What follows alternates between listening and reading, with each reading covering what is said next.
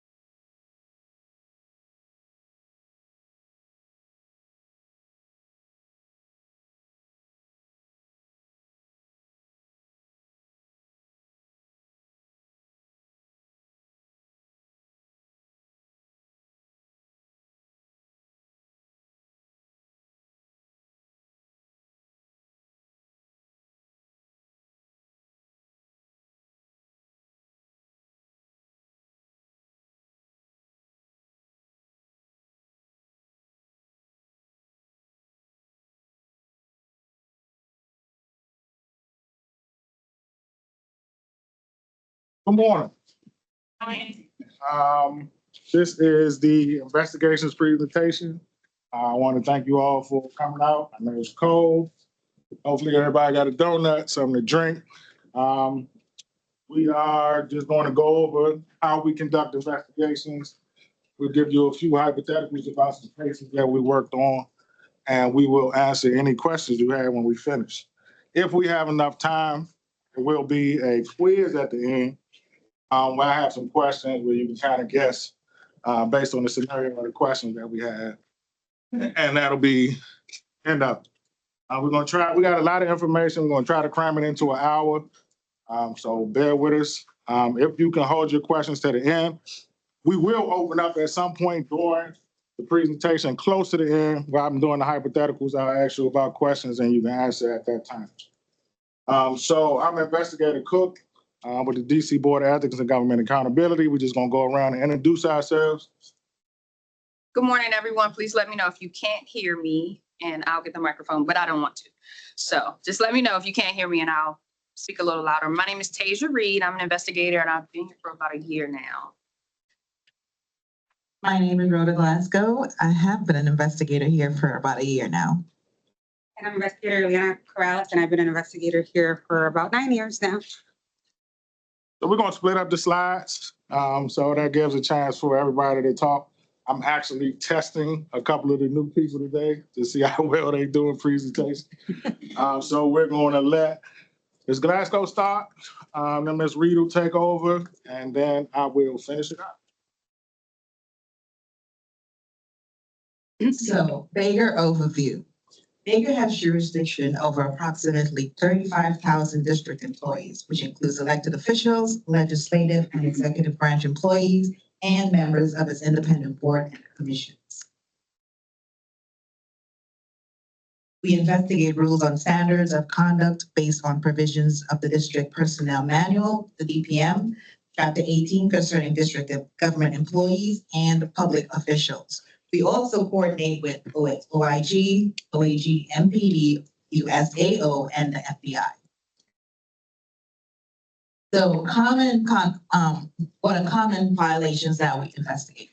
Investigate conflicts of interest, misuse of government property, resources, and vehicles. Please do not take your child to school with your government vehicle. Outside employment activity, preferential treatment, and impartiality, and public office for private gains violations.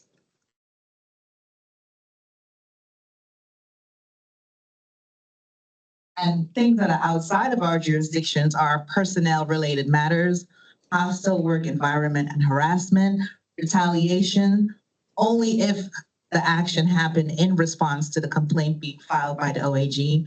And we also don't have jurisdiction over fraud, waste, and abuse cases. And we cannot investigate the President of the United States. I'll just sort of jump in just for a little bit of clarification. I know individuals submit complaints based on certain violations. Now, we don't have any personnel authority. So usually time and attendance, certain hiring decisions and mistreatment in the office, hostile work environments. We don't have jurisdiction over those things. As far as the retaliation piece, we can only cover retaliation when you file a complaint with our office and you get retaliated in response to that, not from other agencies. So I'm going to start. Can you all hear me now? Is that better? Okay, perfect. So I'll talk about the cycle of our investigations. We'll start with the intake process, of course. So we receive our complaints ultimately. So it can be from a government employee, someone in the community that will file a complaint with us. They can submit the complaints either in person, via email to our general box, contact our hotline, or submit it through our portal online. Once we receive the complaint, then it's reviewed by our management team and also by the investigative team. Then it's assigned to an investigative team. So for example, myself and my partner Maurice that just walked in, it might be assigned to us or Rhoda or Ileana, sometime Ron on special occasions. And then we move forward with investigating the case. So toward the end of the case, once we have figured out how to resolve the case, we move forward with a disposition. We can provide a dismissal, basically saying that either we haven't found enough information for a violation or there was no violation found. An informal ad, basically saying maybe on a lower level violation that, okay, this has happened, there was a violation, let's discontinue it. A negotiated disposition, basically saying there was a violation found, maybe a higher level violation found, and here's a fine. And that individual has the option to negotiate with us for the actual violation as well as the fine. And if that's not agreed upon, then we submit a notice of violation saying that this was actually a violation. And for cases that are out of our jurisdiction, as Rhoda shared, then we refer it out to an outside agency. So I'll also talk about some of the methods that we take to collect information for our cases. So we have internal systems that we use, for instance, PeopleSoft, where we can review time and attendance, learn more about the employee, how long they've been with the agency or how long they've been with the district, et cetera, et cetera. We can also request access to their emails to collect any relevant information. So some of our outside sources that we use and that our agency may pay for, Clear, LexisNexis, et cetera. We also have some open source entities that we use for research, more public things like Google, LinkedIn, social media like Facebook, Instagram, et cetera. TikTok was a big one once before. And we can also research their websites if needed. And sometimes we partner with agencies or request information from different agencies like OIG, OAG to get more information about the case and how we figure out how we want to proceed. So we talked a little bit about how the cases are submitted. So we'll go a little bit in detail now. So like I said before, an individual can come in and submit a complaint in person. At that time, they'll meet with an investigative team or an investigator or an attorney to discuss the complaints that the concerns that they have. What I recommend or what I've experienced that I thought was the best, an individual actually came into the office with the complaint form printed out, filled out, gave it to us, and then we discussed it. So that's how it's done in person. And then it can also be submitted via mail. Same thing, print out the form, submit it to us via mail. And it can also be submitted on our portal, just going through the BEGA website, or it can be sent to, the complaint can be sent to our general email at bega@dc.gov. And lastly, they can reach out to us via hotline. You can jot down that number if you need that.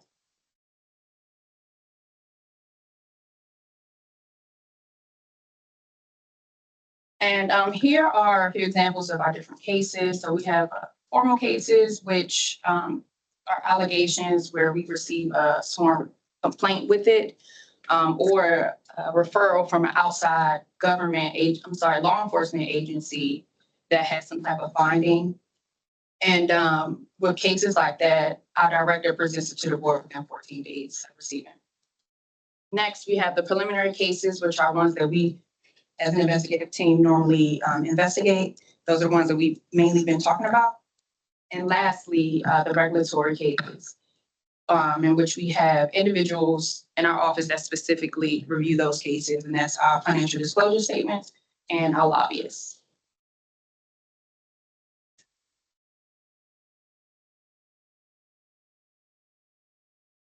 So next, any questions about the introduction, how we start the investigations, how to submit a complaint, anything like that?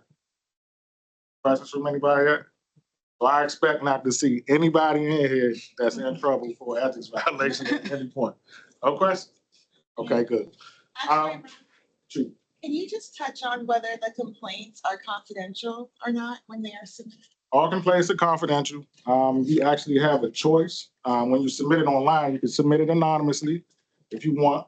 The downside is submitting a complaint anonymously. If you submit it into the system and it's anonymous, you can't call and ask for an update on that complaint. You can't call and ask for an update on any of the complaints that you submit, whether you put your name on it or whether it's anonymous. So everything is confidential. If you submit your name with the complaint, once we finish investigating it, we will contact you and let you know what findings we have and how that complaint was closed out. Seem like you got a question. You can go ahead and ask. I saw your face. You go ahead and ask. If it's supposed to be confidential, why should the reportee be able to know what the outcome of it was? Because they submitted it. But if it's anonymous, then we'll never disclose who the person who submitted the complaint. We would never disclose that at any point in the investigation. So nobody would know, just you and I or one of the investigative teams. No, I'm not looking at it from that perspective. Okay. I'm looking at it from the person who the complaint was made on. Mm-hmm. So the person that submitted the complaint will know whether the if they call back to find out the outcome, you all will tell them, well, we didn't find any evidence of this. We won't. We won't. We don't give updates over the phone. So if they call and ask, hey, what's the status on the complaint I submitted? We don't give updates at any point while the investigation is I active. must have misunderstood then, because I thought you said if the person calls and wants to know what the outcome was, you would tell them. No, we won't. So once the case is. Once the case is, Once it's resolved, once it's closed, we'll send a letter. Letter. It's a letter. Once we have resolved the case in one way or another, we will send a letter to the person who made the complaint. If we've interviewed the respondent and come to some sort of disposition, the respondent being the person that the allegation was made against, then they will, of course, be notified of the outcome as well. So those are the two people that could receive a possible letter from us about the outcome, the complainant and the respondent.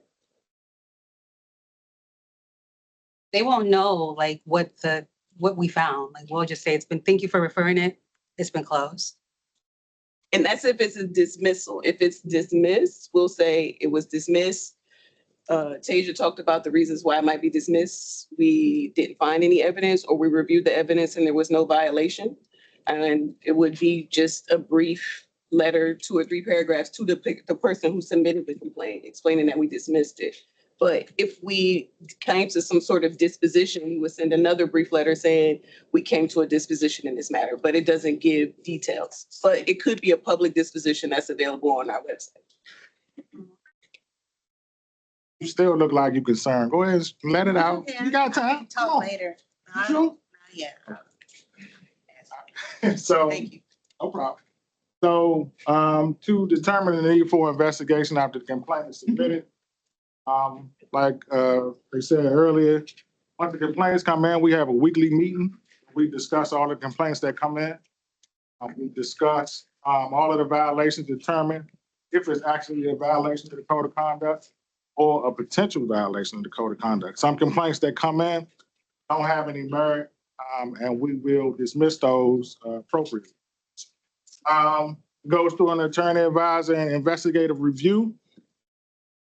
Once we assign it to a team, that team will then create a plan on how they want to investigate it, determine what's relevant in the investigation, what information they need to be able to complete the investigation, discuss the elements of the violation, address the evidence requirements, things that they need to gather in order to be able to prove it, and then determine the scope. So planning the investigation. Basically, you want to find out who you want to interview or who do you need to interview. What order you want to interview the individuals to be able to keep the complaint or investigation confidential. You want to strategize it to the point where you're interviewing the people who you don't think will talk to the next person. So it's kind of tough to be able to give an order to that, to be able to talk to individuals in a specific order without them spreading it all around the agency. So in our investigations, when we do interviews, we always tell people, please keep it confidential. Don't discuss this matter with anybody else outside of this room, and in hopes they do that. Want to talk about what topics to discover or what you want to cover with each witness. So you want to have that in place. You don't want to get in the interview and be unprepared talking to witnesses because you possibly miss something. The documents, you want to talk about what documents or records you need, whether we need to pull emails, social media, what would be the best thing or best strategy to use to be able to prove that these violations are true. All right. With assistance from colleagues or outside resources we need, might have to call agencies outside of DC government to get information. Sometimes they're willing to provide it, sometimes they're not. Some positions we're getting to a point where we need to get a subpoena to get records from different agencies outside of DC government. If that happens, we got to get permission from our board in order to submit that subpoena to grab those records. But any DC government agencies that we request information from, they are supposed to provide. So we can usually get anything we want from DC government. So since COVID, I think the most common, we have 5 most common violations that we get complaints about. So the first one is conflict of interest. So this is just a hypothetical. So Dave is a district employee responsible for approving urban development projects. District is considering a new mixed-use development that promises to revitalize neighborhoods east of the river and generate significant tax revenue. Unbeknownst to most of the team, Dave has a personal connection. His spouse Kelly is a senior executive at the construction firm building for the project. What issues does this situation pose? Anybody?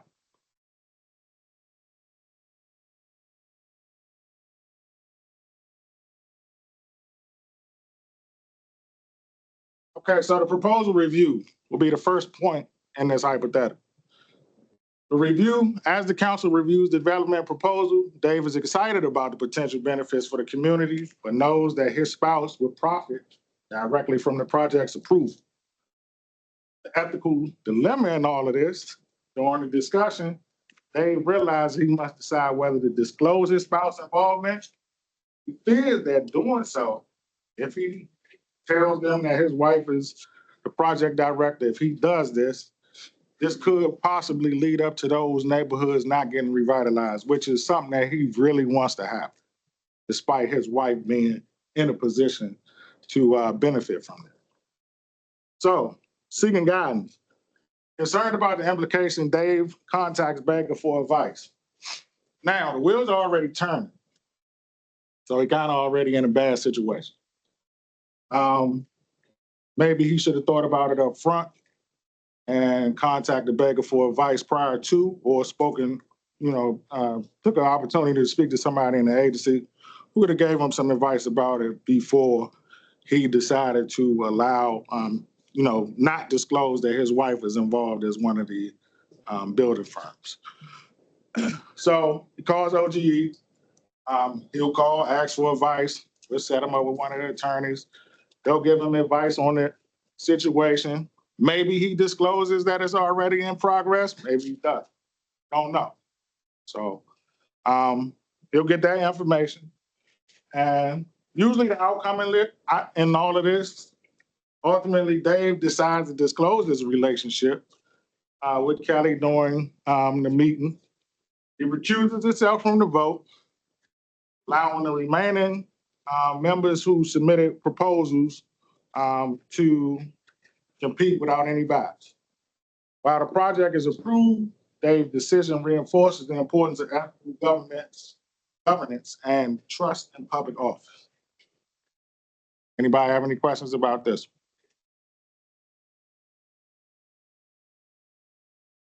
Next one. Okay, misuse of government property. We see this a lot. Sometimes, I think mostly the misuse of government property happens a lot and individuals don't know it. It could be something small. You could be at work one evening, have something that you need to do at home. I think just before you walk out the door, hey, I don't have any paper for my printer. I'm just gonna grab this stack of paper and take it home, print it, put it in my printer and print out something at home. That's government property that you just removed, that you stole, that could possibly be a violation of the code of conduct. So we flip the situation. I'm at home, printer's out of ink, out of paper. Son's project is due, son's project due for school the next day. I don't quite have the money to go to FedEx or anything to get the supplies that I need, so I'm just gonna go ahead in the office and print it out. I'm gonna use their ink, their paper. Nobody in the office is closed, nobody's at work. You can get away with it, right? Or maybe you think you can, but there's always somebody watching. And we see that a lot. So this is another situation. Lisa is an employee for the district. As part of her duties, she has access to a government-issued vehicle, which she uses to transport fellow employees and supplies to other agencies. One weekend, Lisa decides to use the government issued vehicle for personal errands. Driving to a nearby shopping mall, go grocery shopping, and visit some friends all while off duty. Since she has gotten away with using the vehicle before, Lisa decides to take the vehicle to a family reunion using it to transport her relatives. She justifies her actions by thinking that the gas and maintenance are already covered by the district and nobody will have an issue with it since it's the weekend and nobody's using the car. Anybody see a problem with this situation? What you think, sir? Not authorized to do that, use that vehicle for personal purposes. It's government, it says, FOU all right on the door of the vehicle for official use only. Is that official use? That's official use. But nobody's driving it. It's the weekend. It should be just sitting there until she's got another bit of official use. Be surprised how many people don't think like that. I know. Next slide. Somebody raise their hand. Oh, Did that come from an actual incident? these are true cases we talking. Okay, I thought so. I remember that. They had an accident, right? Did they have an accident? It did. Ah. It happened and it was a major accident. So you know when you're looking at when you're looking at movies, and they say this is based on true events. Some of the details might be changed to hide the identity of certain people. That's what we do. So this is a true situation. Little bit of detail. Actually, it wasn't grocery shopping. She was actually going out using the car to buy liquor for a party that she was having. So, not to get into too much detail, of course, she couldn't make these liquor runs during her tour duty because she had nowhere to hide the vehicle. So, if she went and bought the liquor during the tour duty, she would have to store it in the car or either take it home. That might take too much time. If she left it in the car, it's a chance that somebody else might need to use it and they might see it. So, she waited till everybody was off, took it, got the liquor, took the car home, actually, kept it overnight, parked it in front of her house. Actually, she parked it in front of her house in a handicap zone, making it even easier to find. Right. So we found out that the car, this is a little further on, we found out the car was being used outside of government time. We went through there at night to see if that car was there. It was sitting there. And the funny part about it is when we pulled up to see if that car was there, she was carrying a liquor in the house. Camera shot of the car, camera shot of her carrying the liquor in the house. No need to stop her right there. We just let her keep going. So when we interview her, she can't come in there and say, oh, no, it wasn't me. Oh, okay, that's not you in this picture.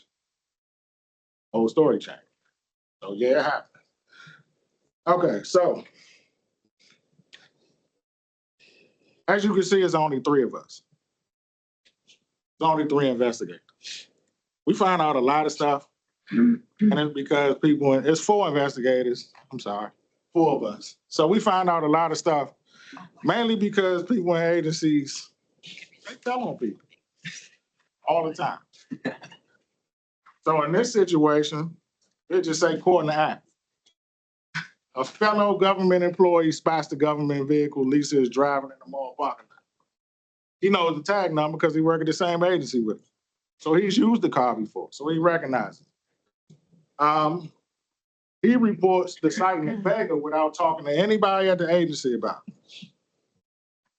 So he calls, talking to somebody on the phone, hey, it's somebody using the government vehicle from our office, which these vehicles do have GPS on them, in case you did not know that. Gives us the vehicle information. We start tracking it, go find out that at the time this vehicle was spotted, that this individual used the car. So the consequences of all of this is the fact that we found out, interviewed her, talked to her, charged her for all the mileage that she used in these personal errands. So that was included in the negotiated disposition that she signed. She had to pay all of that money back for that mileage. And like we spoke earlier, we don't have personnel authority, so we just do our negotiated disposition. The agency still has a right to take any type of action they want after the fact. We don't recommend that you get fired. We don't recommend you get suspended or anything like that. So the management in her office was informed about, I mean, how did they know? They didn't. In this situation, they didn't. He didn't tell anybody at work that he saw that car. He called us first. So in situations like that, I know you want to come sit up here with me. I feel like me and you, we need to talk. No, I'm talking about. What I do. Okay, so this is the situation. He calls us first, right? Nobody knows about it except for the investigative team that he reported it to inside our office and him. So he probably 9 times out of 10, this is a situation we run into. He won't want anybody to know that he was the one who told. So he won't say a word. Anybody else. So what we do in the vehicle situations, we will get the vehicle information, start tracking it, doing all that stuff we need to do, get all the information we need compiled to see how many times she used it and everything like that. Keep monitoring her, watching to see if she's doing it while we're investigating. And then, once that happens, we'll make a decision whether we have enough to just go straight and interview her. Catch her. So most of the time, we won't talk to anybody else. We can go straight to her at this point. He's already talked to us during the complaint process, so we got all the information we needed from him. We don't really need to talk to him again. So we go talk to her, bring up the allegations, tell her what we have, and at that point, she probably agrees. Are you going to tell my agency? No, we won't disclose that to your agency. We have nothing to do with that. But the kicker is once she signs that negotiated disposition, it goes online. We put it online. So if the agency is looking or constantly looking for violations, they'll see it. It won't have her whole name. It'll have her first initial and her last name. So they might be able to piece it together if they really looking at it, but sometimes it slides by, sometimes it gets caught. Did she get fired or did anything happen to her? Actually, in this situation, she didn't get fired. Oh no, she got fired. So I had another situation where another individual did get fired. So we had another situation when a girl was using the car and she was taking it to equestrian classes. Probably, I think it might have been about 2 hours away. So she had used it a couple of times. They had said that the car had unusual miles on it. So I didn't know if she was just driving around at night or what. So I decided to follow her one day. That trip took me all the way to equestrian classes. I had a camera, took cameras of her on the horse, took cameras of the car. Took pictures of the car, picture of her on the horse. That was enough. We left. That was in Baltimore, right? She was taking equestrian classes in, it was out there close to Hagerstown. Far enough where there's, you can have them versus. Right. It was close, it was out close to Hagerstown. And to my surprise, she was not fired. She signed the fine and they did not let her go. I don't know why, but we never asked and she kept her job. This young lady was actually fired. They found out eventually, they found out once the negotiated disposition got online and somebody was, I guess the GC or somebody at the agency was searching for stuff and they found it.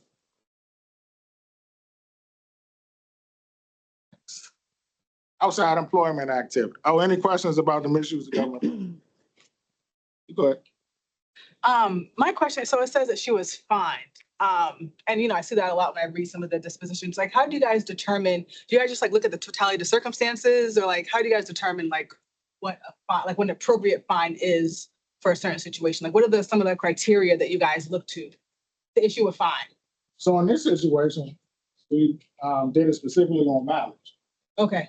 So mileage used because the trips were roughly about, it was like 70 something miles. So, and she was doing that twice a week for, maybe it was, we caught up with her, might have been about 5 months. We've been doing that. And the question, of course, is using the government card to get this. So calculate all of that, and we add that up, and that was the fine. We have going here. You wanna, Ada can explain to you the other ways we would look at certain situations that they're not dealing with this now. When determining fines, we look at fines that we have imposed in the past under similar circumstances. We also review for any aggravating or mitigating factors. So it is by case, but we do look at past cases and how we have handed down fines in the past to determine what would be appropriate for the person. Okay, thank you. I have one over here. I'll just add to that. Our board has the authority to issue a fine of up to $5,000 per violation. We consider that. We look at all the factors. We look at previous negotiated dispositions, previous fines that the board has issued. We also look at the facts of the case. We look at the facts of the case, whether the conduct has cost the district money, whether the employee has gained and how much they've gained from this unethical conduct. And also we think about the level of deterrence for other employees, right? So what fine will impact this person, penalize this person, but also tell other employees that this conduct is not okay. So several factors go into the fine. Okay, that helps. Thank you. Oh, good morning. I have two questions. The first question is, there are agencies that do their own investigations internally. The supervisors also do their own investigations internally.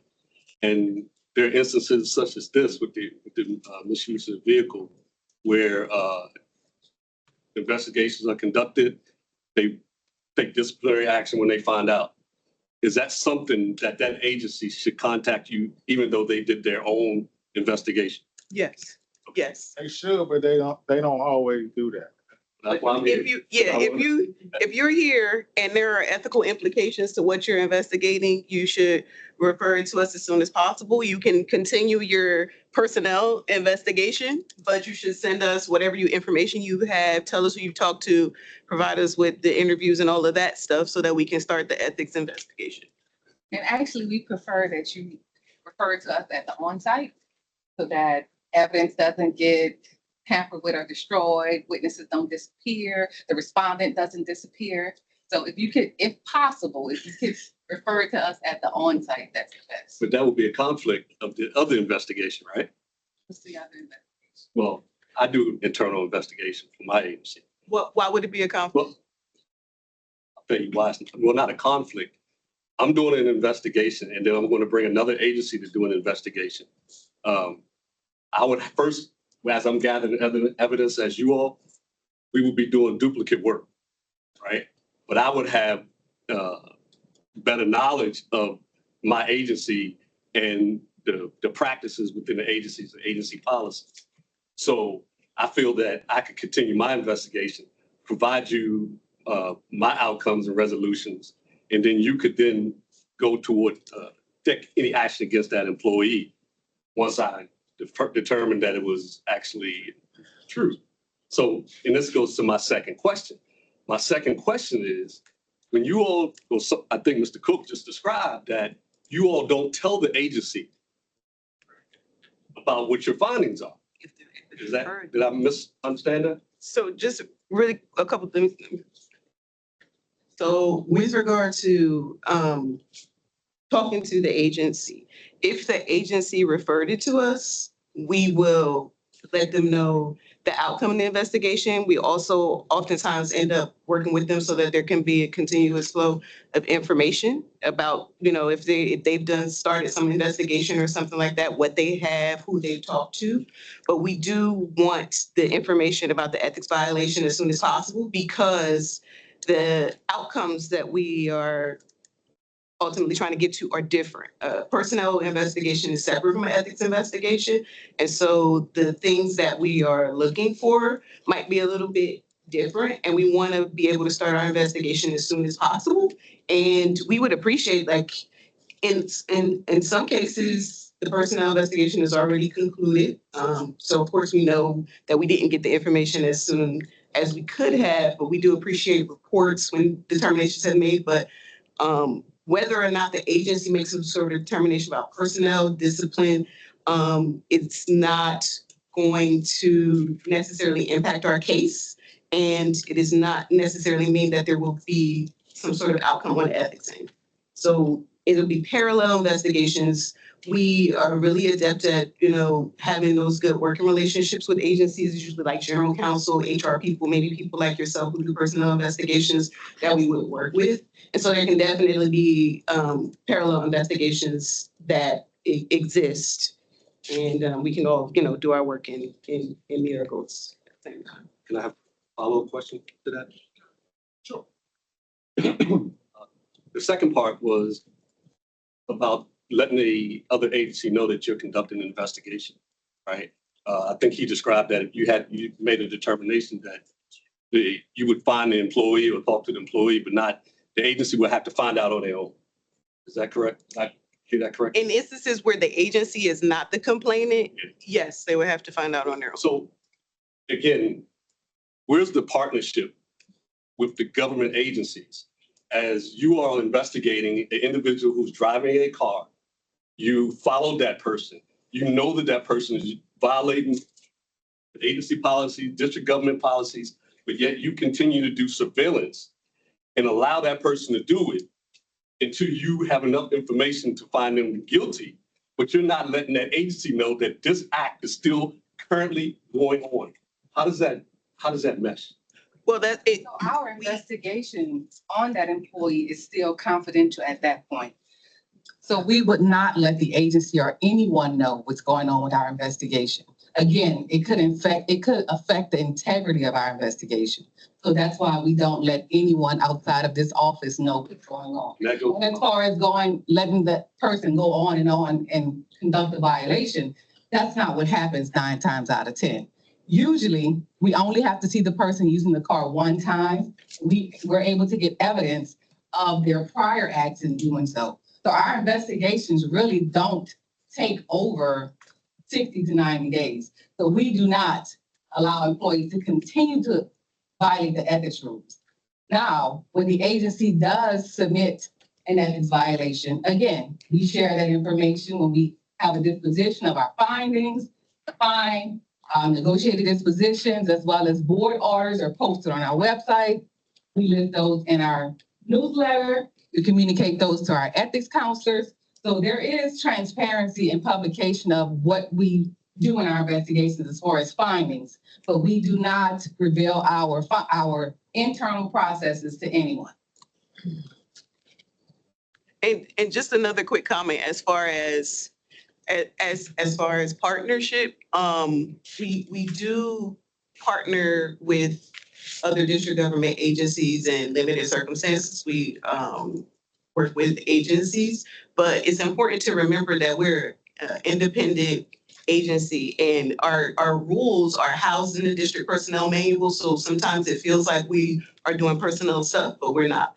So we are trying to interpret and enforce the district's code of conduct, which is the law, separate independent agency. So we do want to maintain our independence and make our own ethics determinations as much as possible. And we don't want to make it seem like we're working with the agency to get someone fired or to, have there be any, that we have a say or that we have a preference about any personnel outcome from that person. What we're doing is strictly interpreting the code of conduct, seeing if somebody violated it, and if so, trying to bring the matter to a disposition. And sometimes that entails partnerships, but more often than not, it's our confidential investigation. Also important to remember that the vast majority of our cases end in dismissal because we didn't find any evidence, or what we did find was that the person didn't do anything wrong. And so we wouldn't want to have a whole bunch of people involved in that, and ultimately this person has done anything wrong. For attorneys, there's something called due process, right? Like a person should be given the benefit of the doubt. They shouldn't be basically, until there's a determination, almost kind of like defamed, right, that this thing has happened, until we come to a determination that it actually has. So we try to keep it as confidential as we can, but partnerships in limited circumstances. Thank you.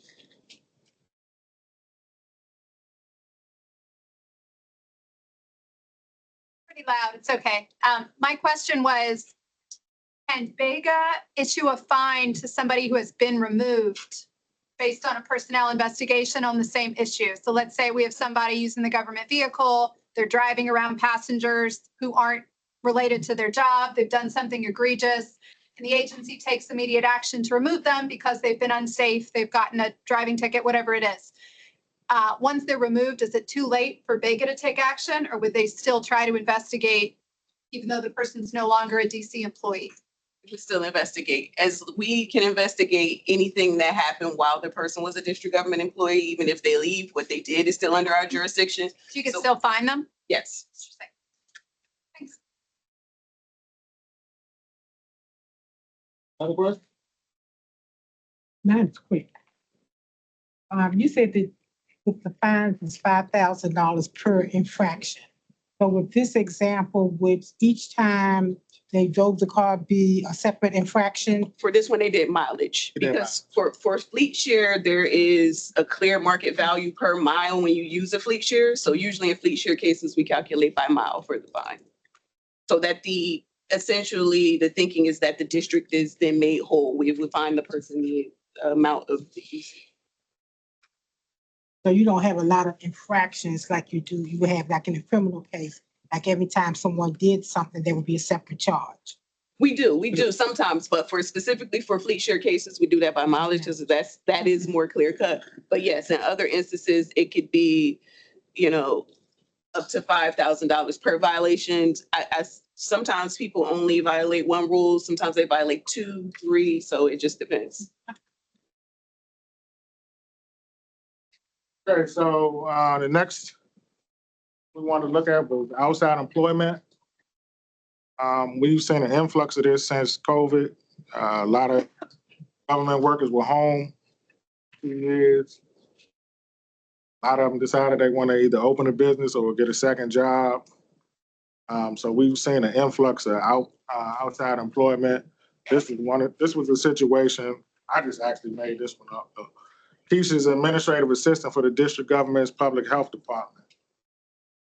She enjoys her job but finds the salary insufficient to cover her living expenses. To make ends meet, she takes a full-time position as a project manager at a private health consulting firm. This happens a lot at DOH in real instances that we starting to find out. Hey man, it's just agencies. It's a medical agency. We all district government employees, right? Keisha's schedule at her government job is 9 a.m. to 5, while her consulting job requires her to work 8 a.m. to 4. Easy to do if you're at home, teleworking, 2 years. Now you're back in the office. It's kind of hard to manage both. To manage both roles, she begins arriving late to her government job, sometimes leaves early. I took that from another case that we was actually working on with the guy. It was a guy at a bus lot that was driving school buses and some other stuff. She leaves early, claiming she has personal appointments. So, we were all out for 2 years. Everybody got a chance to build their leave up. So we got plenty of leave to burn, whether it be sick leave or annual leave. But her performance at her job begins to slip. Keisha struggles to meet deadlines and is often tired and distracted, leading to mistakes in important documents. Her supervisor notices her declining performance and increased absenteeism.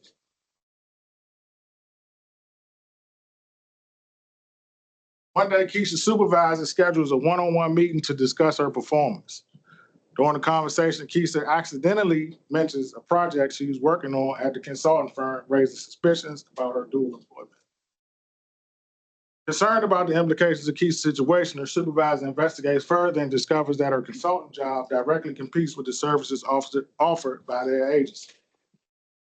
Keisha's called in for a disciplinary. This goes back to what the gentleman over there said. They ran through their investigation first, did everything, and then called us out.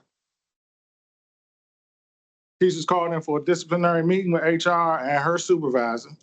They explained that holding two full-time positions is a violation of district policies, and inform her that the matter will be reported to BEGA. Keisha is given the option to resign from either job, but they emphasize that her role at the agency must take precedence due to the potential conflicts and ethical concerns. Reflection: facing the reality of her situation, Keisha realizes the importance of her commitment to her government position. Ultimately, she decides to resign from the consulting firm, understanding that maintaining the integrity of her government position is important. So that happens a lot. Question? Yeah, I run several programs, and I'm just wondering if you could point me to the policy about dual employment, because I would like to discuss this with my staff.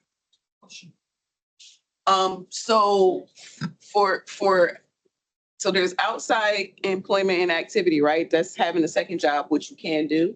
I think, yeah, Keisha's problem was that she was doing it during her district government tour of duty. That's what I'm talking about. Yeah, so. People still do some telework, Mhm. and so I just want to be clear. Yeah, so. Doing the 9 to 5 job, you can't be doing that. So what we can do is we have our full ethics training up on our website. We could come and schedule a training for you guys. If you think that we need to focus on outside employment, we could do an outside employment presentation for your team. That's something that you're interested in. Yeah, it has to go all the way up the chain to do that. But I just want the policy so that I can reference it myself. So the outside employment rules are in the district personnel manual and the municipal regulations, and it's going to be section 1807.1. Okay. Thank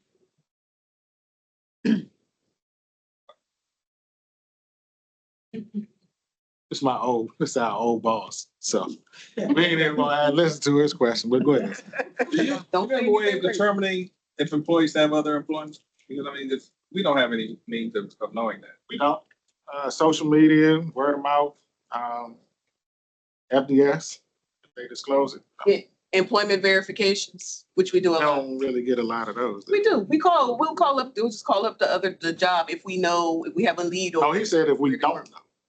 Oh, we have no idea where they work? Yeah, I'm thinking maybe DOAS or something, some database. I know you're gonna have A clear report, database. maybe? A clear report might help us give us some leads. But the clear report won't show an actual job. It'll say business affiliation. So that could have been a job that you had 5 or 10 years ago. So we don't want to start calling jobs that you had 5 or 10 years ago, trying to figure it out. So the answer to that question, no, we don't. It's clear. I saw it on the PowerPoint, but It's what is it? it's an investigation database that you run names and it gives you information about the individual. Did you read it? One name? It's like if you would imagine like. I mean, really, I'm need to talk after this thing. It's like an information database. It's kind of like when you get your credit report, how it lists people you're associated with, addresses you're associated with, businesses you're associated with, your spouse, family members, or jobs, all that stuff. So that's essentially what it is. Kind of like a background check, informational background check. You're getting them in trouble, And you can just do that without somebody's permission. Yeah. So can I do it? You can pay for clear if you want to, but you probably would need some sort of some sort of investigator to get access. How do you become an investigator? You can, if you're a private investigator, you can get all of this stuff. Somebody else had a question. Let's piggyback off this gentleman's question to answer. A lot of the information that I've received at the audit level actually comes through the originating agency the ethics counselors reviewing the FDS forms that the staff submit. So a lot of the red flags that I see are passed down to us just by understanding and kind of knowing what the employees are up to at the agency today. And we find out like that too, because Courtney's actually on. Right here. Is there a statute of limitation? Like, say for instance, we have already conducted investigations that would, we found someone actually did have outside employment violating the ethics. It was a year ago or 2 years ago. 5 years. 5 years. In this hypothetical that's up on the screen, it seems like the only consequence here is that Keisha has to resign her other employment, but. That's just an example. Usually, I don't know if you saw the recent case that was in the news about Carolina Gang. Right. She lost all 3 of her jobs. Right. I'm just They wondering. had to pay a fine. Yeah, I was gonna say here, it seems like it is. that doesn't solve the problem that she was earning other income while on district time for however long it led up to this. Oh, no, I was gonna elaborate. Okay, never mind. Sorry. Yeah, this is from Definitely. HR. HR had that requirement. Oh, I see. Oh, any other questions?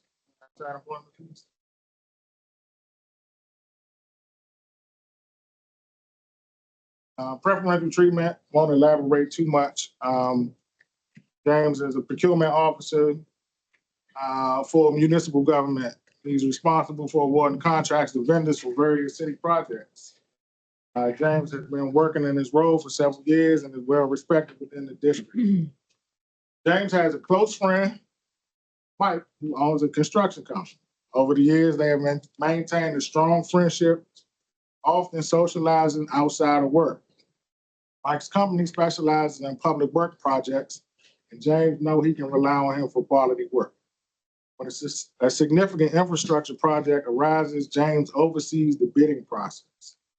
He is aware that several vendors are interested, including Mike's company. Mike having the responsibility to evaluate all bids fairly, James feels a strong inclination to support his friend.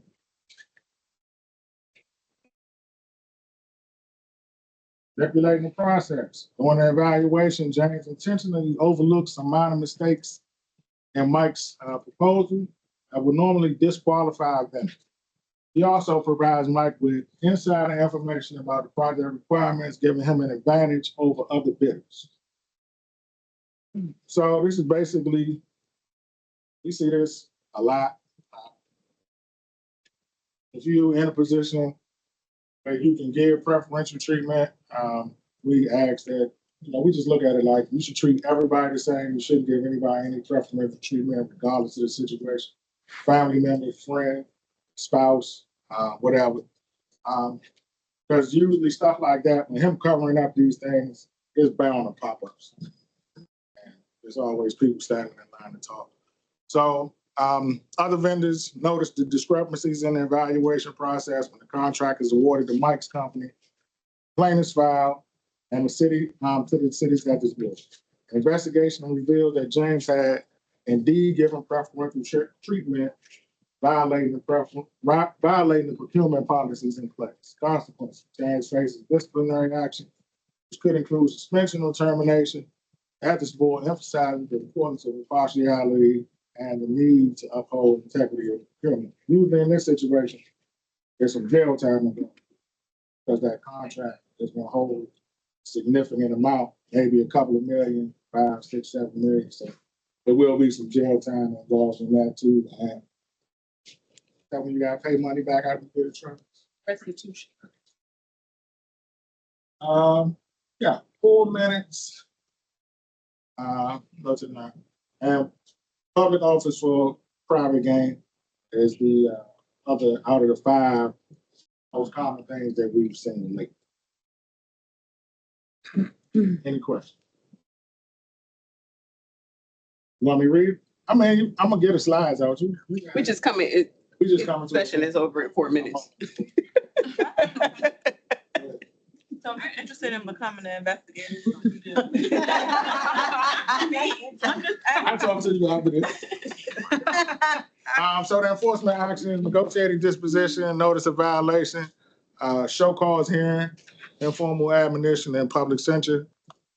This slide will be available in 5 days. No more than 5 days. No more than 5 days. The presentation will be available with the hypotheticals. Our address, phone number. Anybody that want to talk to me directly about whatever we talked about today, that's fine too, especially the young lady right here that will be investigating. Thank you for coming out. And we You can do the appreciate you. quiz if you want. I'm good. 5 minutes. The quiz? Y'all want to take a quiz or?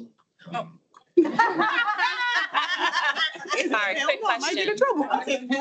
Yeah, one question.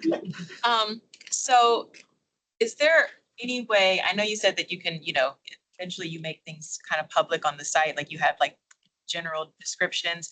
Is there any way for, as you're hiring individuals that you can search for, do you ever put like full names out there? Or is it just general like overviews of what happens that you can kind of filter out? Someone was a district government employee years ago, there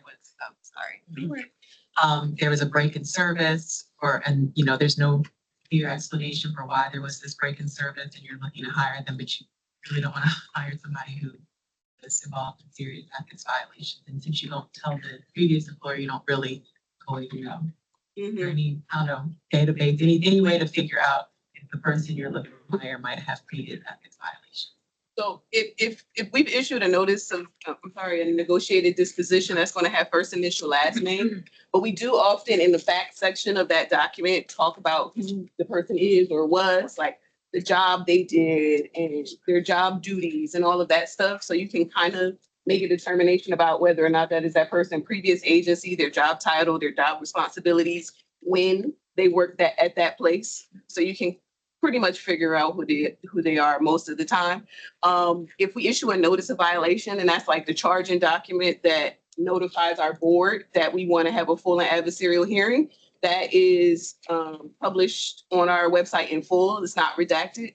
So that would have the person's name and any like final orders from the director or from the board will also be published on our website in full. So the only thing that's partially redacted is negotiated dispositions, but you can still most likely figure out who it is. Sometimes people really negotiate with us to like remove identifying information, but that doesn't happen often. So most times you can tell who it is.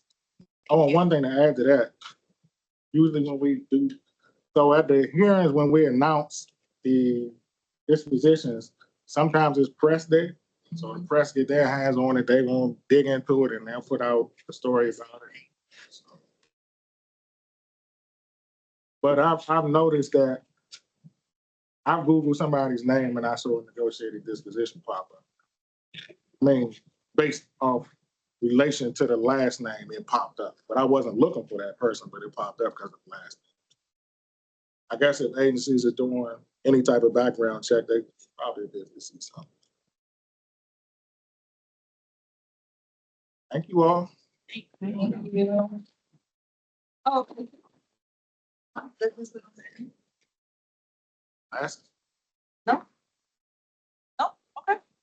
Thanks, everybody. We're taking a 15-minute break and then I'll be doing a recusal workshop in this room. So Come back and learn about recusal. If you have no idea what that is, definitely come back. I'll try to make it interesting for you. Sign